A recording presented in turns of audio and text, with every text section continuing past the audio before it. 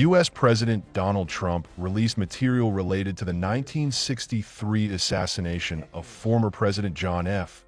Kennedy on March 19th, seeking to honor his campaign promise to provide more transparency about the shock event in Texas. An initial tranche of electronic copies of papers flooded into the National Archives website. Opens new tab in the evening with a total of more than 80,000 expected to be published after Justice Department lawyers spent hours scouring them. The digital documents, including PDFs of previously classified memos, offers a window into the climate of fear at the time surrounding U.S. relations with the Soviet Union shortly after the Cuban Missile Crisis of 1962 nearly led to a nuclear war.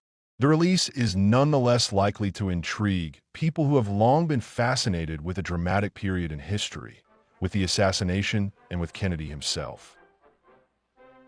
Many of the documents reflected the work by investigators to learn more about assassin Lee Harvey Oswald's time in the Soviet Union and track his movements in the months leading up to Kennedy's assassination in Dallas on November 22, 1963.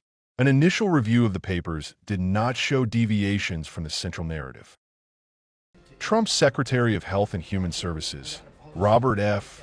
Kennedy Jr., a son of Robert Kennedy and nephew of John F. Kennedy, has said he believes the Central Intelligence Agency was involved in his uncle's death, an allegation the agency has described as baseless. The Justice Department and other federal government bodies have reaffirmed that conclusion in the intervening decades. But polls show many Americans still believe his death was a result of a conspiracy.